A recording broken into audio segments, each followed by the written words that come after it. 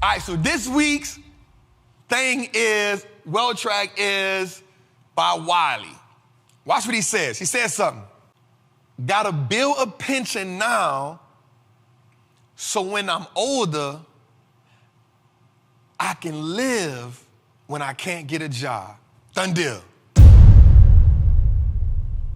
Done deal. Gotta build a pension now so when I'm older, I can live when I can't get a job. Done deal. Here's the crazy part about that. Here's what I love about that. People always say, let me celebrate 35 because I'll never be 35 again. Let me celebrate, this is my 21st birthday. I'll never be 21 again. Well, to my recollection, you ain't never no other age again. You ain't never 26 again. You ain't never 27 again. You ain't never 28 again. You ain't never none of them ages again.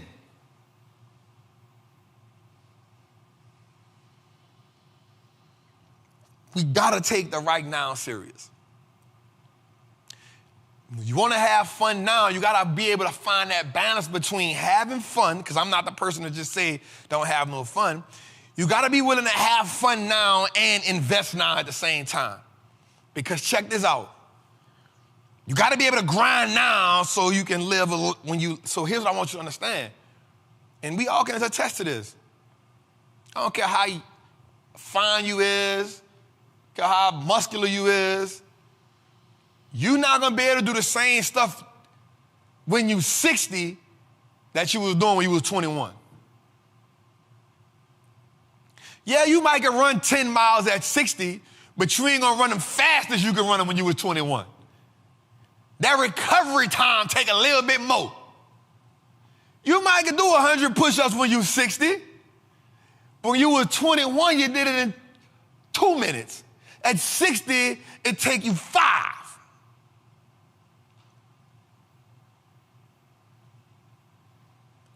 But let's go even further than that. You're working all that overtime now. You're working the 2 jobs now. When you're 60, you ain't gonna be able to do that. So this is why this one is so important. Build your wealth fund now. Build your wealth fund now. So that as you get more seasoned in life, you can live the life you want. As you get more seasoned in life, you're not working 2-3 jobs. You're not trying to work. You're not trying to retire and still work. The one thing I can say about my Aunt Nita that I really was like, damn, was she retired twice. Was it twice? She retired twice, and even before she passed away on us, she still was working. She had done slowed it down. Did she retire the last time all the way, right, G? But that was in her 70s when she just was like, I can't do it no more. And check this out. She didn't like it. Because what happened was, in her retirement, it affected her income. Now, she had already retired already, so she had, what the thing she's always telling me about? I got my drop free. So she had to drop. It's when you retire, and then you go back. Yeah, it's when we retire, and then you go back. You know, I'd be like, I don't know what the hell a drop is. And then she explained, I'm like, oh. And then she went back. And that happens, man. And she used to always tell me, even my Aunt Glo before she passed, she's like, yo, I gotta invest right now. I need to invest right now. My Aunt Nita used to tell me the same thing. Free, come show me how to do this. I need to do this. I need to do this. Because what happens is when you get older, you start realizing, damn, I can't work like, it's a lot for me to get up. It's a lot for me to get up and go to work at 60, at 70. This takes a lot out of me. And you start to realize, damn, them other 30 years that passed, I should have been investing. Them other 25 years, I should have been investing. Because you don't want to be. I remember even as an iron worker, my cousin called me the other day. He said, cuz, he said, man, ask me this question, man. What went through your mind when you decided to become the Wall Street trapper? Because I remember telling him, like, cuz, I'm about to go all in, man. I got to teach this to people. I say, cuz, it wasn't about the money. I was investing my ass off, and I understood the power in this. But what I didn't want to do is, watch this. I didn't want to look back at myself at 60 and say all I ever did was iron work.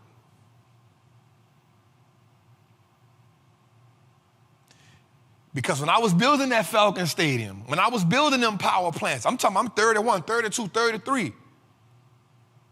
There are so many old men working in them power plants. There are so many old men. I'm talking about, I'm on the Falcon Stadium. We climbing. I'm talking about I got the harness on. I got the hammers on. I got 25, 30 pounds worth of equipment on. Guess what? They got old men, 50 years old, 55 years old, 60 years old. Guess what they doing? They trying to climb with me. They might can't go all the way to the top, but they come to work every day. They're working 6 hours a day. 6 days a week, 7 days a week, 12 days a week. At 55, they got another 10 years before they retire. I said, but I didn't see that as me, bro. And I'm not saying there is something wrong with it for us now because we have the information, we have access to it. For the generation before us, they worked best with what they had. Right? They worked best with what they had. But for us right now, we have a better opportunity. And so we can't let the social media, we can't let the music influence us, or watch this, rob us out of our freedom.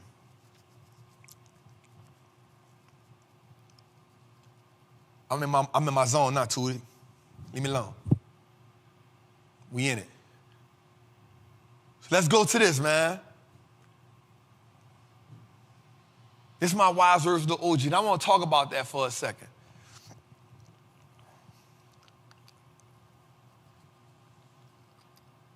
We all get influenced by something.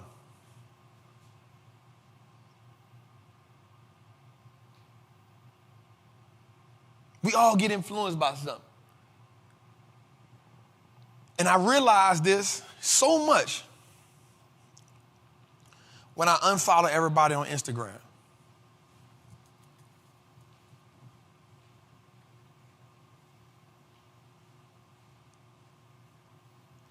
When I unfollowed everybody on Instagram,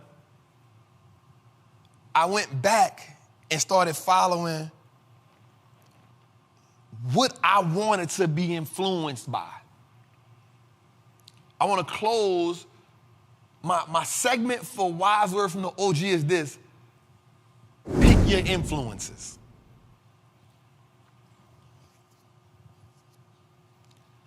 Pick your influences.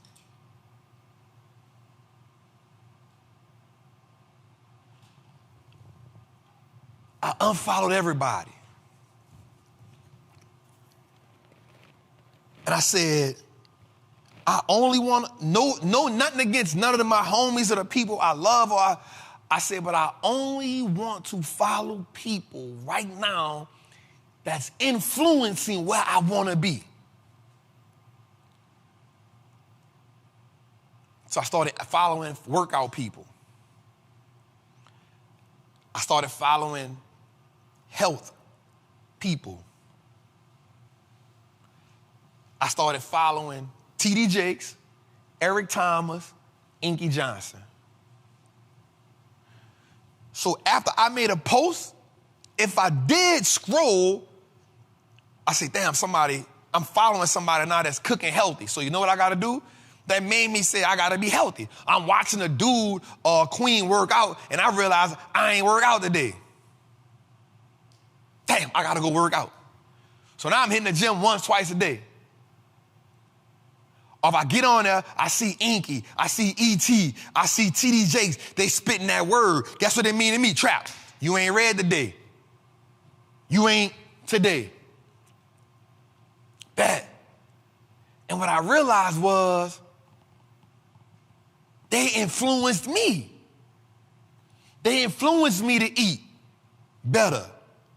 Why? Because I know Trap, bro, we got to get it. So I've been working out every day for 2 weeks straight. I ain't missed a day.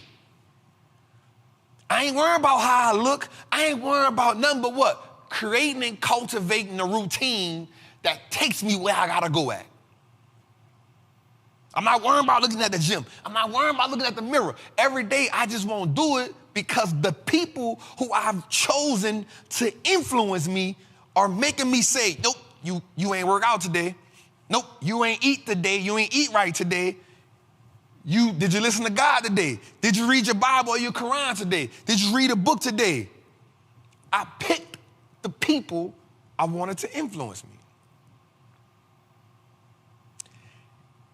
And now I think I've been doing it for 30 to 35 days, and I see the change in my life. I see the change in my mental clarity. I see the change. I'm clear on my messages for Trapping Tuesdays. I'm clear on what I need to be doing as a father. I'm clear on what I need to be doing as a leader. I'm clear on what I need to be doing as a CEO.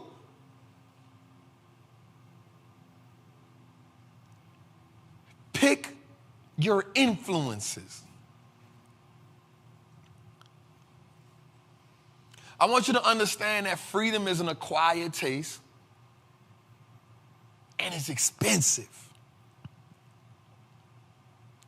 How can we be free in a system that wasn't designed to see you prosper, but in essence, it was orchestrated until this day to oppress you?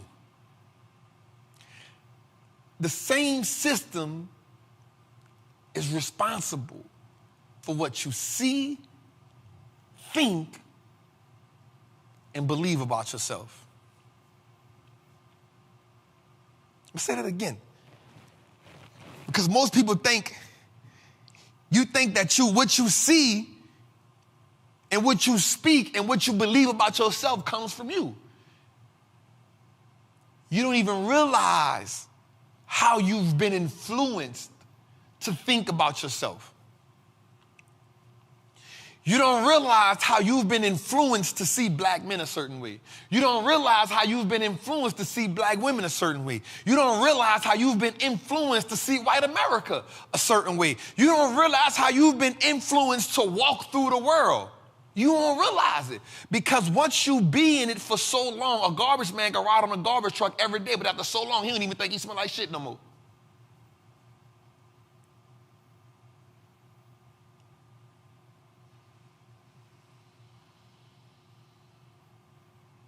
You must be willing to dig deep to overthrow that system that has been internally embedded in you. That's what a real revolution is. The revolution starts within. Renegotiating the contract starts within. It starts by saying, I need to filter everything. Everything. I need to strip it naked. I need to strip the belief system now. I need to ask myself and question myself, where did these values come from?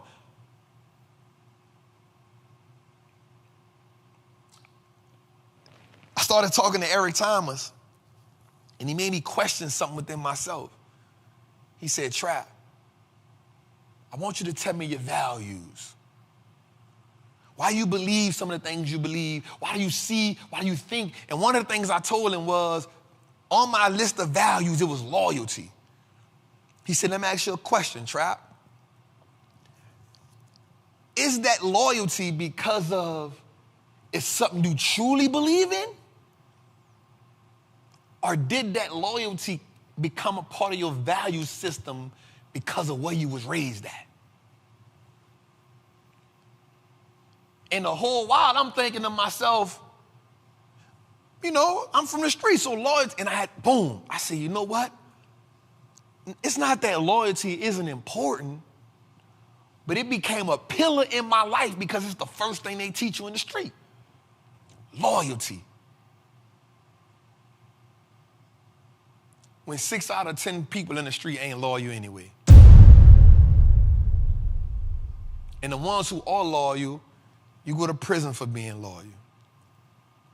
And he made me strip myself of them values and say, I need to separate what's you and what was influenced by where you was raised and what you saw. I say, damn, that's heavy.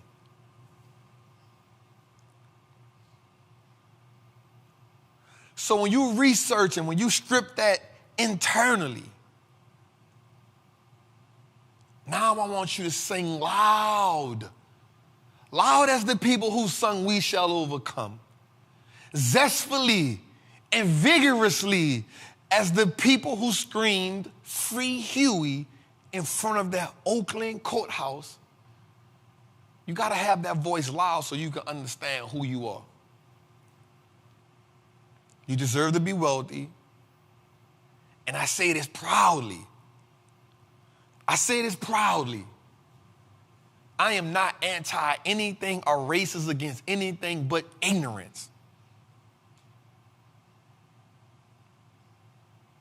But I'm definitely pro-black. Because black wealth is beautiful. Black wealth is needed. And black wealth is necessary. It's your boy, the Wall Street Trapper, man. Welcome to another episode of Trapping Tuesdays. Man, we love you. We appreciate you.